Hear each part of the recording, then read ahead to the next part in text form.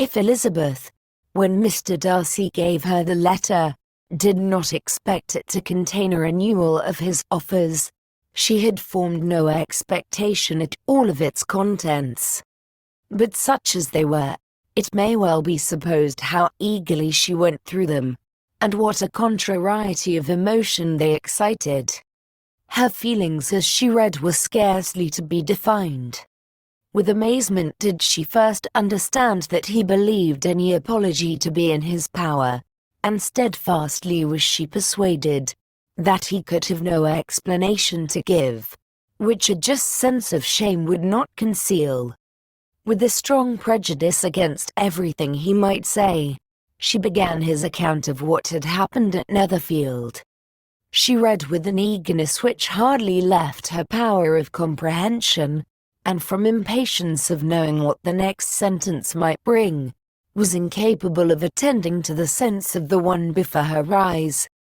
His belief of her sister's insensibility she instantly resolved to be false, and his account of the worst objections to the match, made her too angry to have any wish of doing him justice. He expressed no regret for what he had done which satisfied her. His style was not penitent, but haughty. It was all pride and insolence. But when this subject was succeeded by his account of Mr. Wickham, when she read with somewhat clearer attention a relation of events which, if true, must overthrow every cherished opinion of his worth, and which bore so alarming an affinity to his own history of himself, her feelings were yet more acutely painful and more difficult of definition. Astonishment, apprehension, and even horror oppressed her. She wished to discredit it entirely, repeatedly exclaiming, "This must be false. This cannot be. This must be the grossest falsehood." And when she had gone through the whole letter, though scarcely knowing anything of the last page or two, put it hastily away, protesting that she would not regard it, that she would never look in it again. In this perturbed state of mind, with thoughts that could rest on nothing, she walked on, but it would not do. In half a minute the letter was unfolded again, and collecting herself as well as she could, she again began the mortifying perusal of all that related to Wickham, and commanded herself so far as to examine the meaning of every sentence. The account of his connection with the Pemberley family was exactly what he had related himself, and the kindness of the late Mr. Darcy, though she had not before known its extent, agreed equally well with his own words. So far each recital confirmed the other, but when she came to the will, the difference was great. What Wickham had said of the living was fresh in her memory, and as she recalled his very words, it was impossible not to feel that there was gross duplicity on one side or the other, and, for a few moments, she flattered herself that her wishes did not err. But when she read and reread with the closest attention, the particulars immediately following of Wickham's resigning all pretensions to the living, of his receiving in lieu so considerable a sum as £3,000, again was she forced to hesitate. She put down the letter, weighed every circumstance with what she meant to be impartiality, deliberated on the probability of each statement, but with little success. On both sides it was only assertion. Again she read on, but every line proved more clearly that the affair, which she had believed it impossible that any contrivance could so represent as to render Mr. Darcy's conduct in it less than infamous, was capable of a turn which must make him entirely blameless throughout the whole.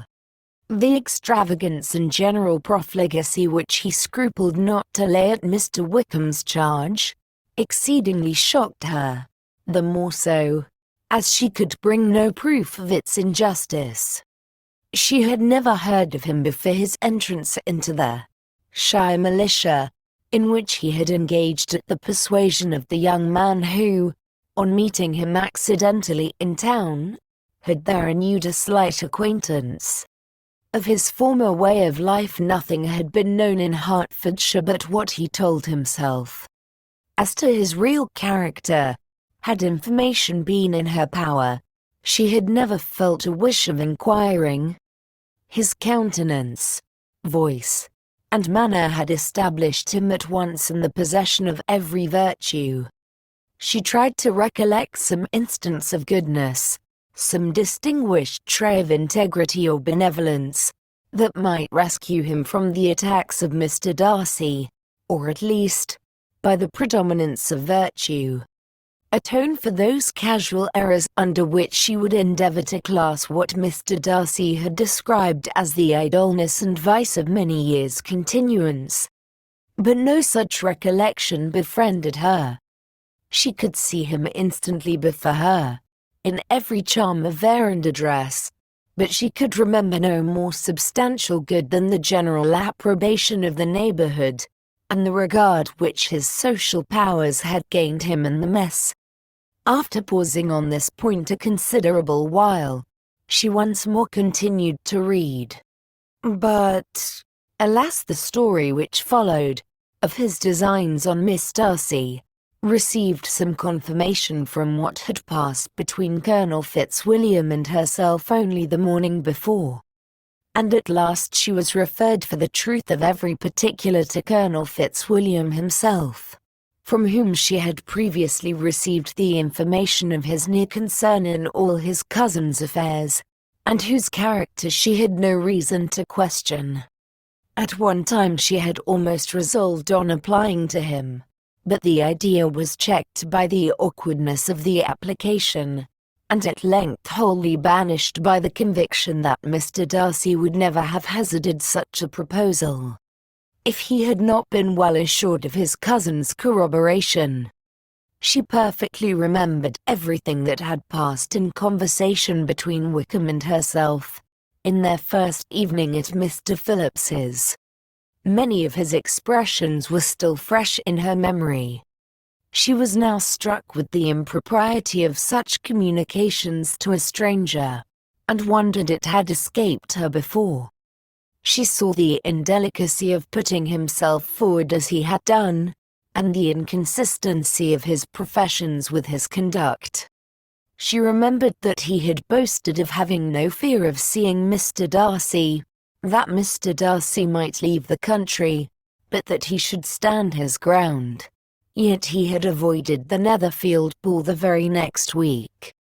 She remembered also that, till the Netherfield family had quitted the country, he had told his story to no one but herself, but that after their removal it had been everywhere discussed, that he had then no reserves, no scruples in sinking Mr. Darcy's character, though he had assured her that respect for the father would always prevent his exposing the son. How differently did everything now appear in which he was concerned. His attentions to Miss King were now the consequence of views solely and hatefully mercenary, and the mediocrity of her fortune proved no longer the moderation of his wishes, but his eagerness to grasp at anything. His behavior to herself could now have had no tolerable motive. He had either been deceived with regard to her fortune, or had been gratifying his vanity by encouraging the preference which she believed she had most incautiously shown. Every lingering struggle in his favor grew fainter and fainter, and in farther justification of Mr. Darcy, she could not but allow that Mr. Bingley, when questioned by Jane, had long ago asserted his blamelessness in the affair. That proud and repulsive as were his manners, she had never, in the whole course of their acquaintance, an acquaintance which had latterly brought them much together, and given her a sort of intimacy with his ways, seen anything that betrayed him to be unprincipled or unjust, anything that spoke him of irreligious or immoral habits. That among his own connections he was esteemed and valued, that even Wickham had allowed him merit as a brother, and that she had often heard him speak so affectionately of his sister as to prove him capable of some amiable feeling. That had his actions been what Mr. Wickham represented them, so gross a violation of everything right could hardly have been concealed from the world, and that friendship between a person capable of it, and such an amiable man as Mr. Bingley, was incomprehensible. She grew absolutely ashamed of herself. Of neither Darcy nor Wickham could she think without feeling she had been blind, partial, prejudiced, absurd. "How despicably I have acted," she cried. "I, who have prided myself on my discernment.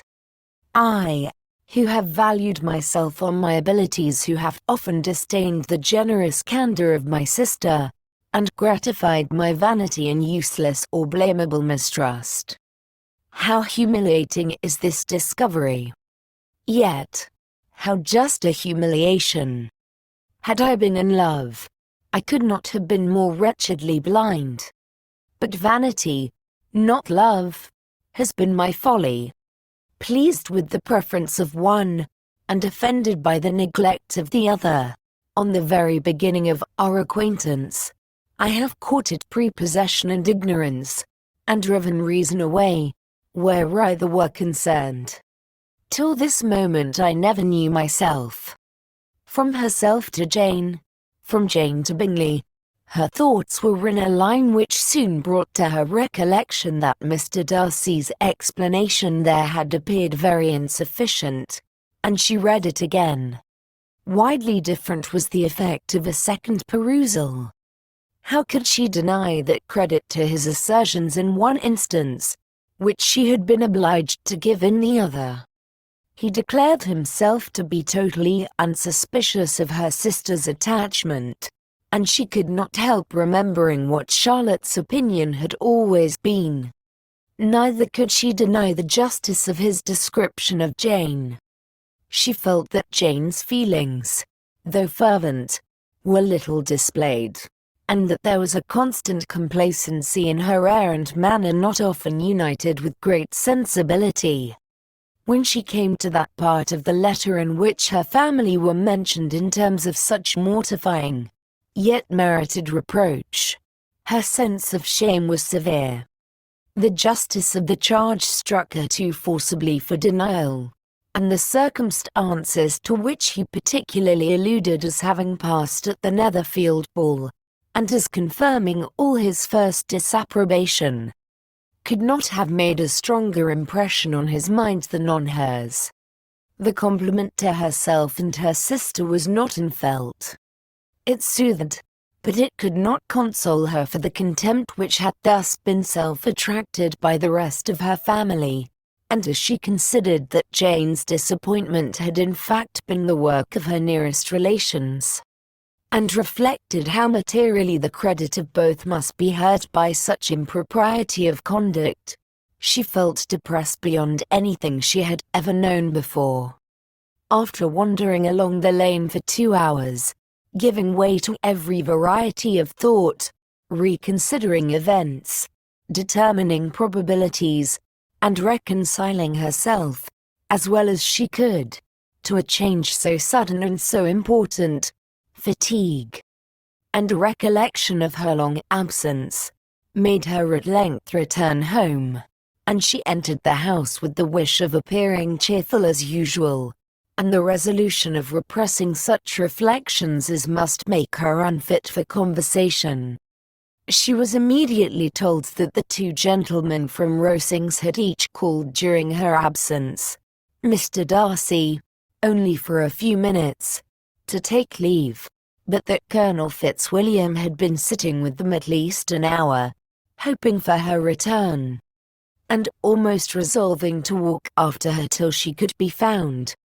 Elizabeth could but just affect concern in missing him. She really rejoiced at it. Colonel Fitzwilliam was no longer an object. She could think only of her letter,